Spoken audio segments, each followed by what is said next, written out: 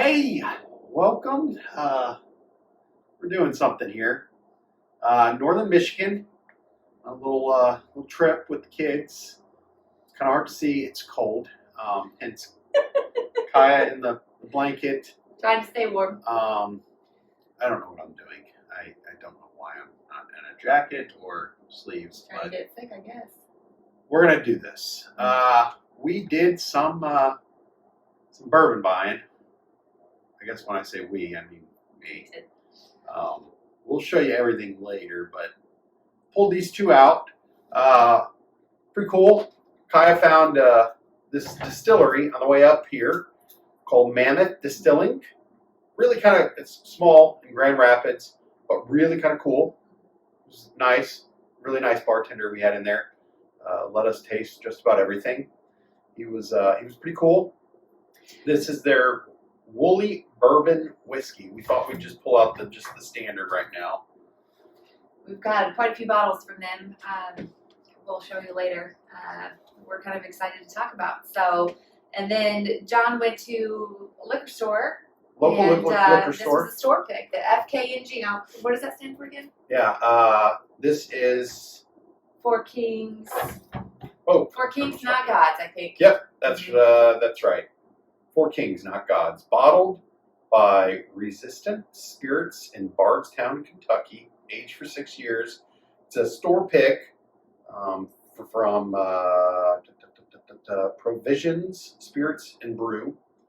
We had opened this one up last night and had a little taster. We've already dealt with it. We've had some of that. Now, did we try this at the distillery? I don't remember. We did try that. Okay, but we've not yet opened this bottle. Correct. So, now remind me the proofs on this. This is the FKNG is 124.5. Okay. So right, it's a little hot, and this 92. one's 92 Okay. proof. Well, you want to say start with 92? Yeah, we Okay. can do that. Do you want to do the honors? Go ahead. See about how to fit. Started opening it up before our video, so I don't know what she's doing. I always gotta ask. You didn't like the way I opened these bottles and damaged the tape on the lids or whatever. I still don't know what you're doing. I'm taking my time. I want to get that. Gotcha. There you go. There we go. See? There we go. All right. There we go. They're cool bottles. Yeah, it was a neat place, man. Now we also had their liqueur, their coffee liqueur. We actually ended up picking that up as a gift for the in-laws for watching the dogs. That's good. Super good, addictingly good. It was really good, really tasty. It was. Shockingly, I tried their gin, and he's like, I know some people aren't gin people. You might not be, but you got to try it. Shockingly, it was tasty. I enjoyed it. I could probably have a glass of that. You could really taste the juniper in it. So I mean, if you don't like juniper, you might not like it, but it was not bad. This has been sitting in the car, so it's a little cold. And it doesn't help that we're out here. I might not know this difference because I'm cold right now and I'm kind of shivering. And we don't have Glens either, so I'm trying to smell it. It's not. Oh, what is that I'm tasting? It's a little hot, right, bro?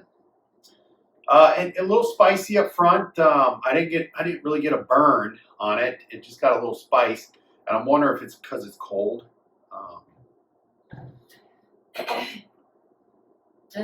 To me, I don't have a lot of nose on it.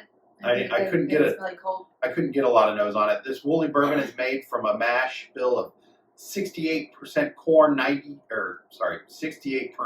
corn, 20% rye, 10% malted barley, and 2% caramel malt, using grains grown in collaboration with several northern Michigan farms. That's pretty cool. Yeah, and what I really thought was cool, I was reading this, is that the water that they use to distill the bourbon comes from Torch Lake, which is one of the clearest lakes outside of the Caribbean that you can even find in the United States. So it's pretty neat.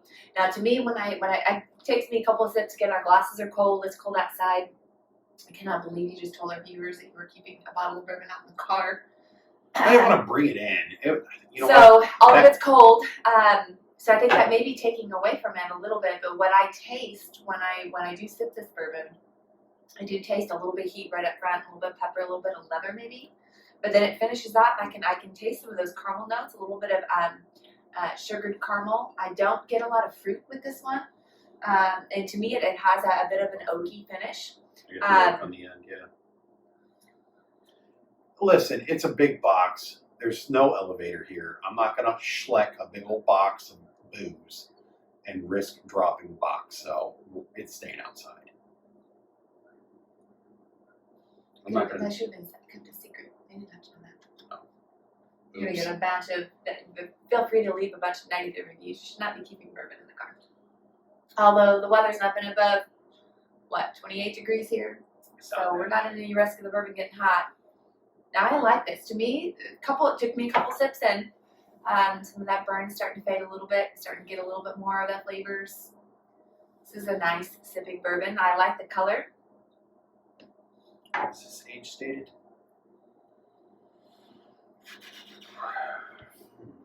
I don't think this has got an age statement on it. I was hoping it would. No age statement. For a Michigan bourbon, I mean, I was pretty impressed. We went into this distillery really not knowing what to expect. Like John said, the bartender there he was on it. He had a whole book of the tasting notes, and he knew,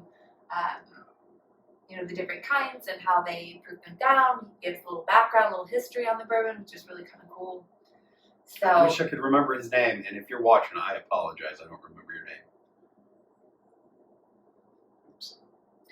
So I'm excited to try it up against this FK&G because if I remember right, it's quite a bit hotter. It is hotter. It is, yeah. It's good. It's good. And we'll have to show you a close-up of the labels and things a little bit later. This does have a woolly mammoth on the front. Which is cool. Bottles are kind of cool. Woolly bourbon kind of gives it a fun name. But yeah, I'm going to go ahead and give this a little pour and give it a try. And I can't feel my fingers right now. I don't know why you didn't put a coat or something on. I don't either. I'm not smart. Not smart at all. This is what happens when you let me pour. I pour a little heavy. Yeah, you do. That's fine. A little more. There you go. Cool. That's a lot better. It's later in the day. This morning there was the ground was completely covered in snow. Later in the day, it kind of melts off, but it's been nice up here. Now, ask me why we decided to choose our spring break and come to some place that's cold. Yeah, kind of got here and second guessed that decision a little bit, but we've had fun. Yeah, Fun. It's been a good trip. Michigan people are always so nice. Very nice. We have some family that have lived in Michigan for a minute, so we've been up here quite a bit. Never had a bad experience with the people. Everyone here has been really great. Now, to me, I can smell a little bit of sugar on the nose. I still can't smell anything. Caramel, a little bit of caramel sugar. Maybe I've just got caramel in my nose. I don't know.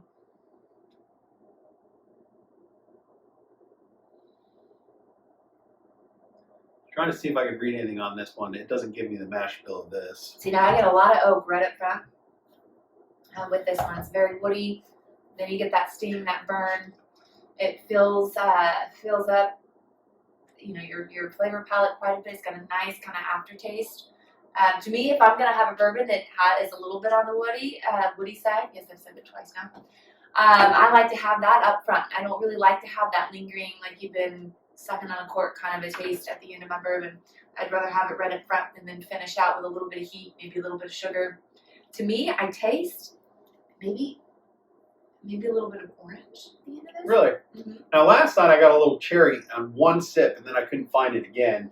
And then we got some oak last night. Yeah, really oaky right up front. And then maybe it was with dinner or something, but the end of the night when I was sipping on it, oh man, it just gave that Kentucky hug, and it just kept hugging me. It's right there. I'm not getting that right now. Oh, take another sip. I'm starting to feel it. Maybe even more pronounced because we're sitting out here in 18-degree weather. See, I'm not getting it. It's a good coating of the mouth. It's tasty. I like it. I like that heat. Caramel sugar, a little bit of oak. Finishing with a hug, and then that aftertaste to me is a little bit citrusy. It's This is a nice bourbon. It's Now pretty this good. came from Kentucky though. This is So bought in Bardstown. Michigan, but Yeah. made in Bardstown. Yeah, Bardstown. The Sorry, back of it's this not. label is kind of fun. It says resist being average, be FKNJ or NG extraordinary. So Yeah, I didn't think about it. We didn't really put Michigan bourbon up against Michigan bourbon, but we got a couple other things we're gonna do down the road with with the the Mammoth, Woolly. the Woolly. We got some surprises. We got some good stuff in there. We did. Pretty Yeah. excited about that stuff. Mhm. They're both really good. I'm not disappointed by either one of them. You had to pick. Ooh. I mean, that's just not really fair. It's not really fair. I mean, you got 92 proof and a 124. Like I said, they're both really good. Yeah, really good. And I will say this, having chosen a Kentucky bourbon bought in Michigan, Michigan bourbon bought in Michigan, you talk to a lot of bourbon experts or enthusiasts, I guess I would say, and I will tell you there's not a good bourbon that there is no bourbon outside of Kentucky that's good. And I would venture to say that this, I don't. all of what we have tasted from Mammoth Distilling made here in Michigan has been top notch, right up there Really with the Kentucky bourbon. So Really good. I don't think you have to go to Kentucky to find a good bourbon. You don't. The lesson of this tasting right It's here. everywhere. It's all there's all kinds. What's really cool is, I mean, this is not sourced. This is their own juice. So I like this. Honestly, I think I could find myself sipping the Woolly, like continuously. I could just keep going back to it. Yeah. This might be a glass And then you're done. and be done with it. Yeah. Last couple sip. I mean, the last sip was okay. Yeah. I enjoyed the Woolly a little more. So I would say I'd do the Woolly. Yeah. Yeah, I think so. I don't know. Maybe it's just because I'm cold and I'm nuts right now. I don't know. I think they're both great. Can't beat the label on the FK and J though. I mean, we had to explain to our kids a little bit about. It's just an acronym, and it's we're not putting a curse word on the bottom. So. Yeah. Anyways, yeah, good tasting. I Good think stuff. it would be a hard call for me to choose between the two. I'd probably drift towards the Woolly, to be honest. Really? Yep, Wow, I'd look agree at with that. you there. Woolly. Yeah. Go Woolly. Nice. Made an impression, man, at Distilling. They did, and that might be it too, because we enjoyed our time there with the bartender there. So I think other than that, I think I'm ready to get warm. Maybe put some sleeves on. I'll share my blankie with you. Yeah. So we're gonna sign off, and Thanks for watching. yeah, thanks for watching. Southside Sippers, sip responsible, guys, and we'll come back at you with some other great stuff coming from Woolly. Have a good night.